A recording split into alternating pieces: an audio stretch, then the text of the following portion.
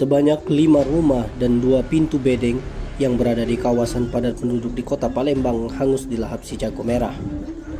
Peristiwa kebakaran yang terjadi di Jalan PSI Kenayan, Lorong Sepakat, Jembatan 3, RT 37, Garing 4, Kelurahan Karanganyar, Kecamatan Gandus, Palembang tak menimbulkan korban jiwa. Dari data yang diterima dari petugas Damkar Kota Palembang, 5 rumah dan 2 pintu bedeng yang terbakar tersebut sebagian besar merupakan bangunan berbahan dasar kayu. Kobaran api yang berlangsung hingga pukul 7 waktu Indonesia bagian Barat bisa dipadamkan setelah petugas damkar menerjunkan belasan unit mobil pemadam kebakaran.